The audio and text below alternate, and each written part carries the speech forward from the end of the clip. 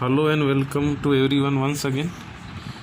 Today we are going to start new chapter, first chapter of 10th NCERT, that is real numbers.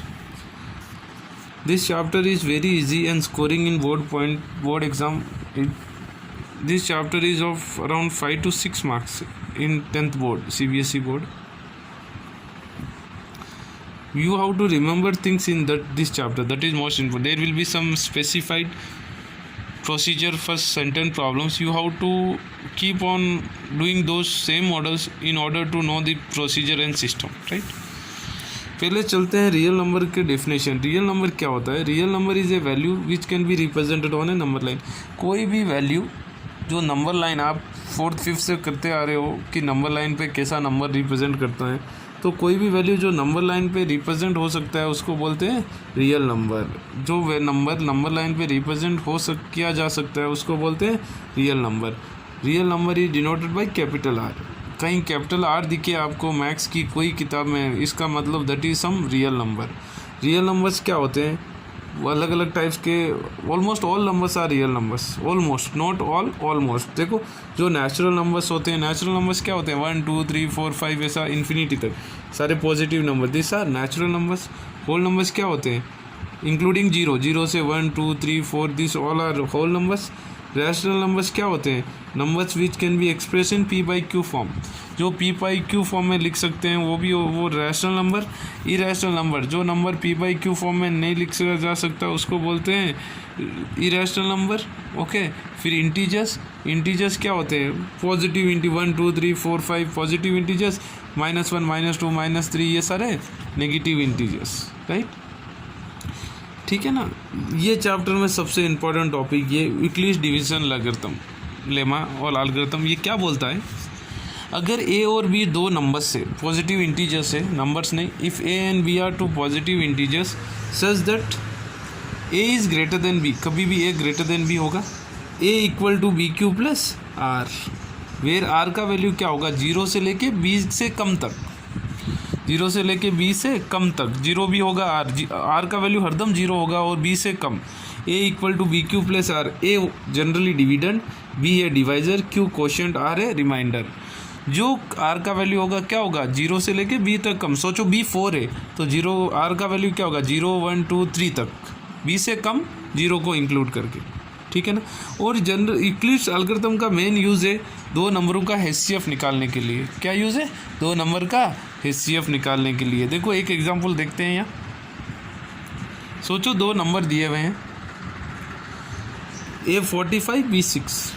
जो भी बड़ा number होता है उसको कभी भी A लेना है और छोटे नंबर को लेना है 6. इधर कैसा यूक्लिड से करते हैं? क्या बोला Euclid? A equal to BQ plus R है, याद रखना है फॉर्मूला. छोटा नंबर डिवाइजर है 6, डिविडेंड क्या है 45, डिवाइड करोगे 6 7 जा 42, रिमाइंडर क्या है 3. अब ये क्या यूक्लिड्स क्या है? A equal to BQ plus R. इसको यहाँ लिख दो, यूक्लिड फॉर्म में लिख रहे हैं अपन. A क्या है 45 इक्वल टू B क्या है? डिवाइजर क्या है 6 इंटू 7 क्या है? Quotient plus remainder 3. A equal to BQ plus R. इसका मेन यूज जैसा मैंने पहले बताया HCF फाइंड आउट करने के लिए. जनरली बोर्ड में ये क्वेश्चन आता है, ये मॉडल क्वेश्चन. अब HCF फाइंड आउट करेंगे बाय यूजिंग यूक्लिड एल्गोरिथम. देखो find the HCF of 125 and 45 using Euclid division algorithm. देखो सिंपल तरीका. यूक्लिड डिवीजन एल्गोरिथम क्या बोलता है? A equal to BQ plus R. मैंने क्या बोला? A is bigger than R, A is bigger than B. A B से बड़ा होता है तो जो दो नंबर दिए हुए हैं उनमें से बड़े वाले को ले लो A, छोटे वाले को ले लो B. मैंने क्या बोला? A क्या होगा? डिविडेंड. B क्या होगा? डिवाइजर. डिविडेंड क्या है 125, डिवाइजर क्या है 45. डिवाइड करो 45 2 जा 90 आ गया, ये 2 क्वोशिएंट, ये रिमाइंडर आ गया 35. तो A equal to BQ plus R में पहले स्टार्टिंग में डिवाइजर डिविडेंड क्या है 125 इक्वल टू डिवाइजर क्या है BQ प्लस आर. B क्या है? डिवाइजर 45 इंटू क्वोशिएंट क्या है 2 प्लस रिमाइंडर क्या है 35. ठीक है. फिर नेक्स्ट स्टेप में जाओ. अब जो रिमाइंडर आया है वो जो ओरिजिनल डिवाइजर से छोटा है. रिमाइंडर 35 है, ओरिजिनल डिवाइजर क्या था 45. इसका मतलब अब देखो इन दोनों में कंपेयर करो.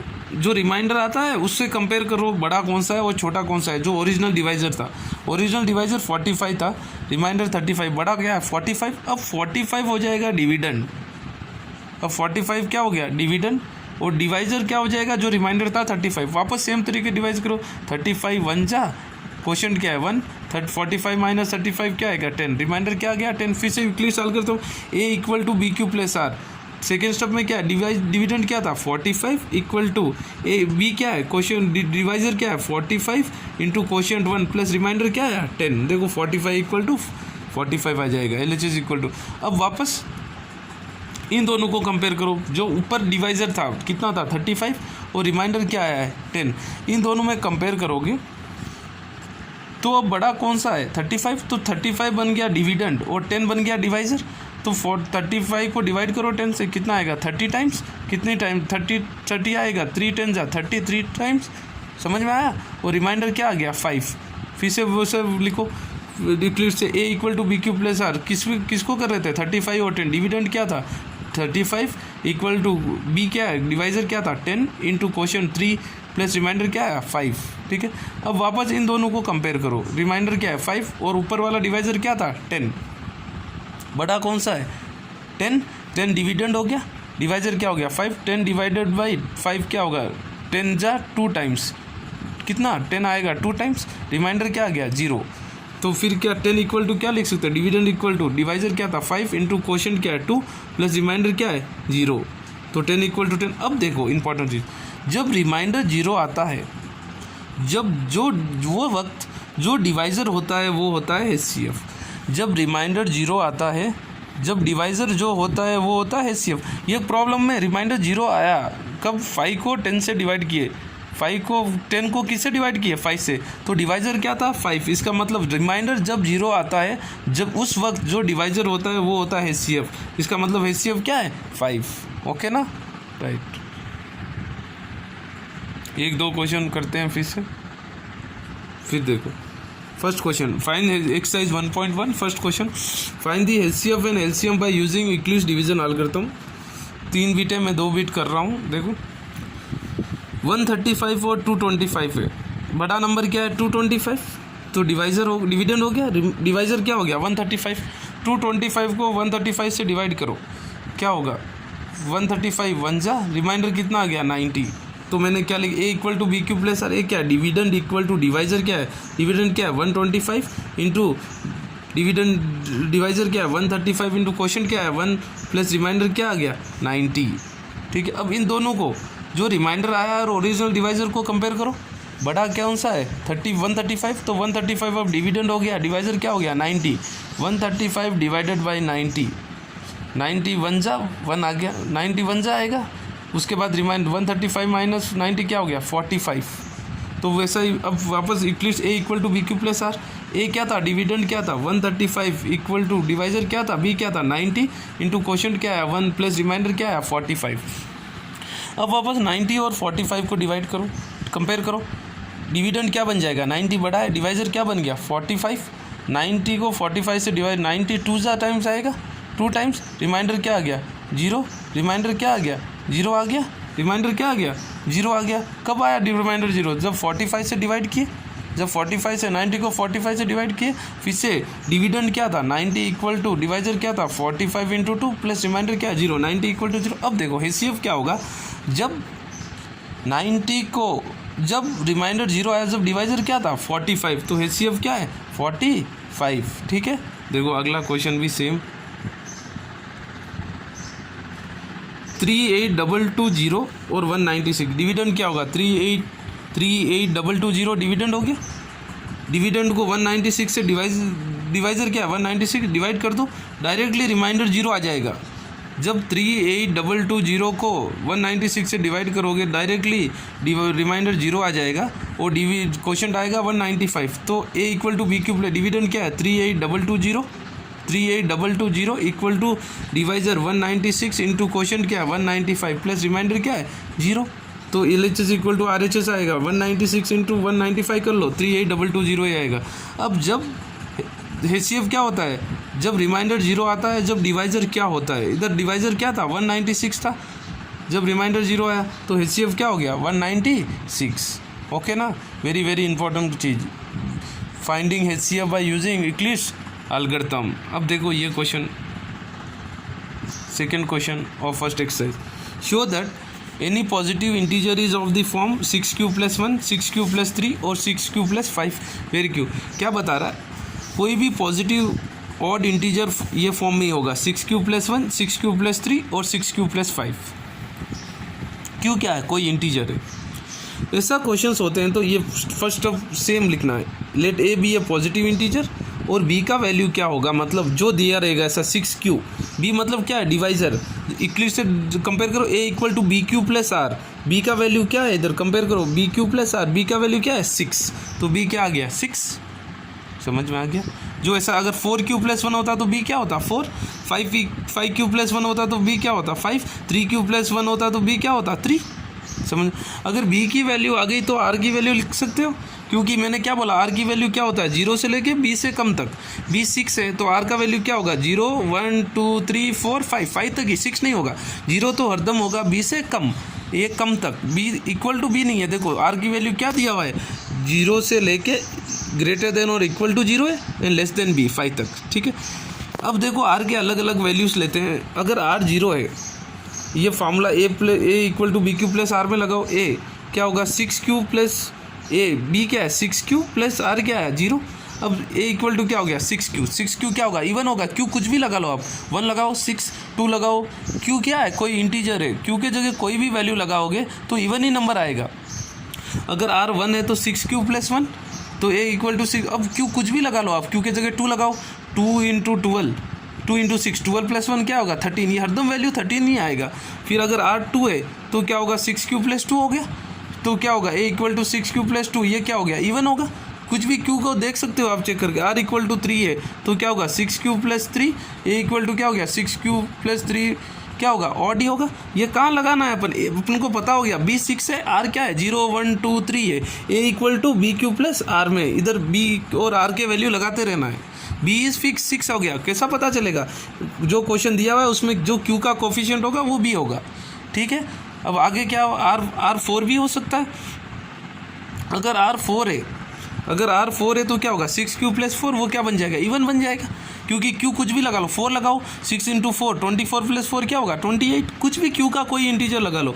अगर r 5 है तो ये क्या होगा 6q + 5 होगा, 6q + 5 वो क्या बन जाएगा ऑड। मुझे क्या वो प्रूव क्या शो दैट पूछ रहा है, तो देखो ऑड कौन सा आ रहा है 6q + 1, 6q + 3 और 6q + 5, हिंस प्रूव्ड।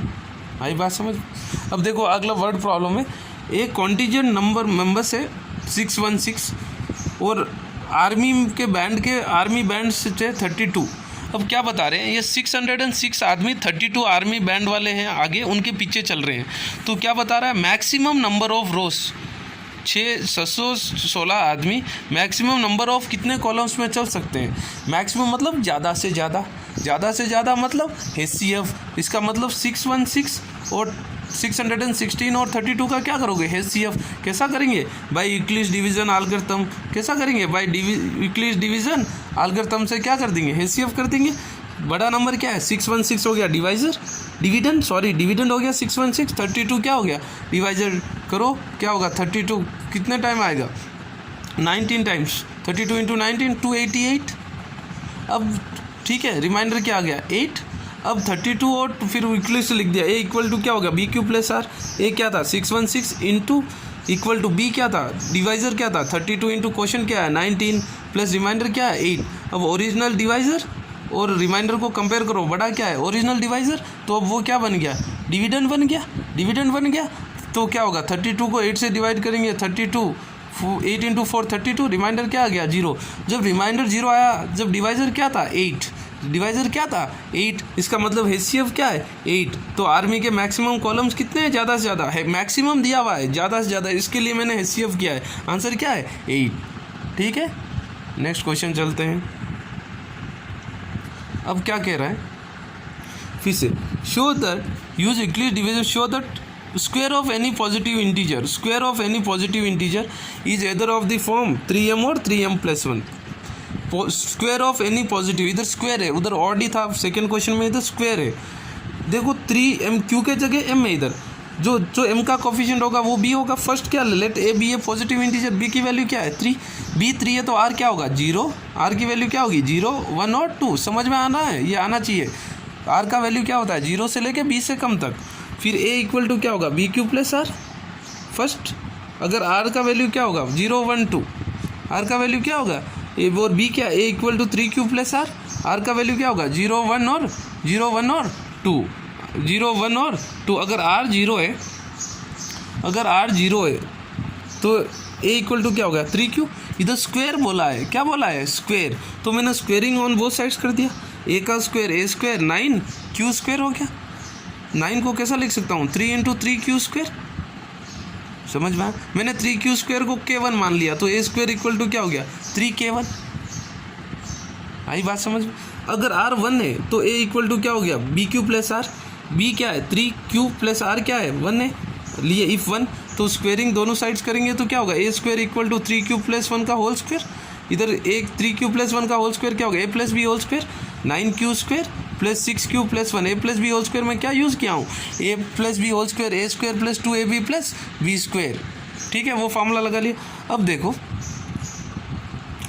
जो फर्स्ट दो टर्म है 9 क्यू स्क्वायर और 6 क्यू प्लस 1, इसमें कॉमन क्या है 3 कॉमन है, मैंने 3 कॉमन ले लिया। 9 कितने टाइम जाएगा 3 क्यू स्क्वायर प्लस 6 कितना टाइम जाएगा 2 times plus 1 as it is.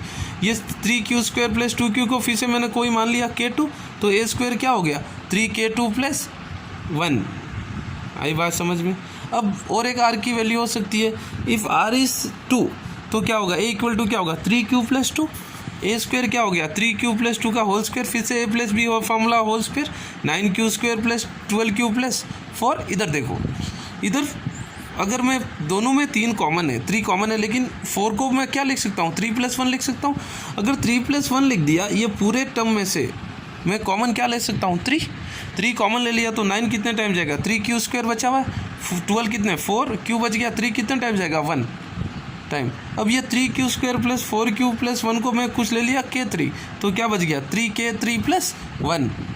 ये K1 K2 कोई इंटीजर है और क्वेश्चन में क्या दिया हुआ है m इज सम इंटीजर, तो K के जगह मैं क्या लगा सकता हूँ m लगा सकता हूँ। तो पहले मेरे को क्या आ रहा है देखो, हर जगह क्या आ रहा है, पहले क्या आया 3K1, फिर क्या आया 3K2 प्लस 1, फिर क्या आया 3K प्लस 3K प्लस 1। तो आ रहा क्या है 3K1 आया, नहीं तो 3K2 प्लस 1 आया, नहीं तो 3K2 प्लस 1 आया, K3 प्लस 1 आया, प्लस 1 ही आ रहा है इसका। और K के जगह मैं क्या लगा सकता हूँ m।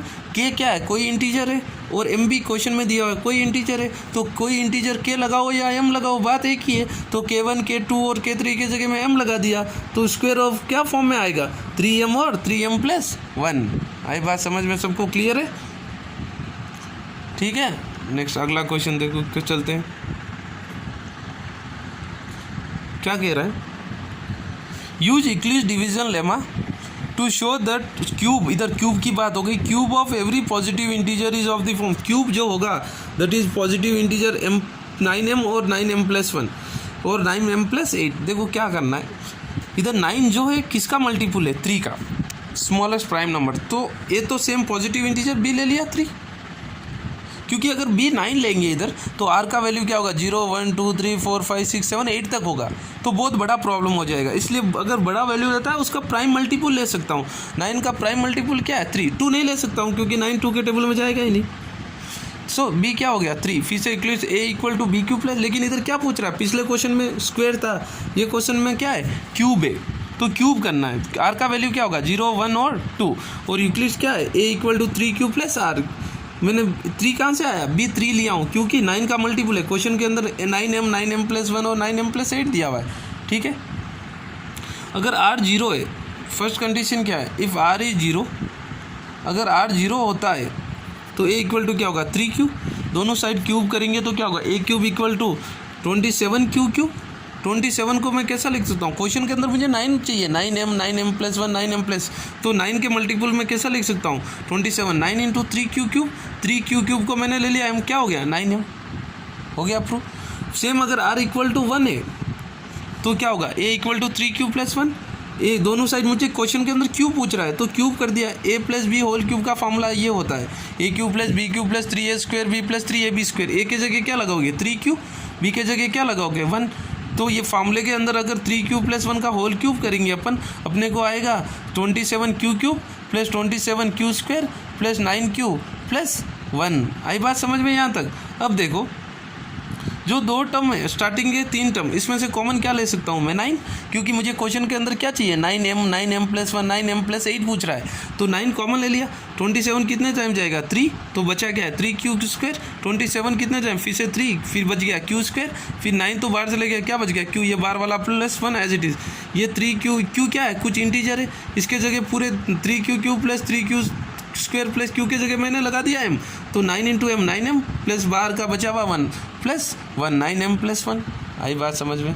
अगर वही अगर r = 2 होता है तो 3q + 2, फिर से a + b whole cube formula लगाऊंगा मैं, क्या बनाएगा मेरे को 27q³ + 58 + 54q² + 36q + 36q आया है।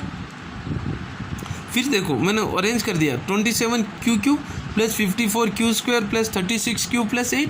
स्टार्टिंग 3 टर्म में कॉमन क्या है 9, फिर से 9 ही कॉमन है, 9 कॉमन ले लिया तो मैं क्या बचेगा 3q³ 9 27 कितना टाइम जाएगा 3 टाइम्स, 54 9 में कितना जाएगा 6 टाइम्स, 6q², 36 कितना जाएगा 4q।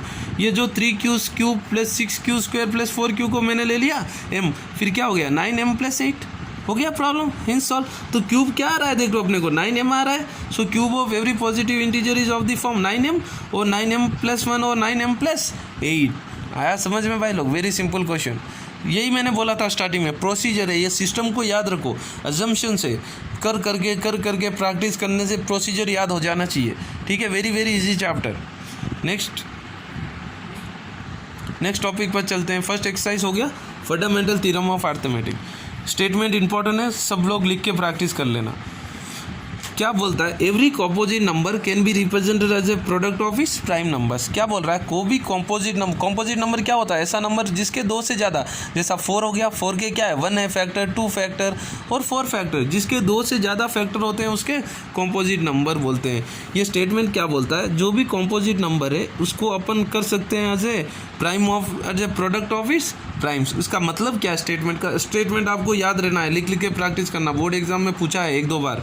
Right the statement of fundamental theorem of arithmetic, इसलिए याद होना है ये statement. Every composite number can be represented as the product of its prime. ये स्टेटमेंट का मतलब क्या है, देखो अगर 240 है, सोचो 240 प्राइम नंबर से मैंने फैक्टर्स लिख दिया, 2 टेबल 120 जा, फिर 122 जा, 60 जा, फिर 60 किस में 3 टेबल में जाएगा 30 जा, फिर 30 किस में जाएगा 3 टेबल में 10 जा, 10 किस में जाएगा 5 2 जा, फिर 2 किस में जाएगा 2 में 1 जा। तो ये क्या हो गया 2 × 2 × 2 × 3 × 5, 4 2 है तो मैंने लिख दिया 2⁴, ठीक है ना भाई लोग, × 3 × 5। वेरी इजी, प्राइम फैक्टर्स लिखना है।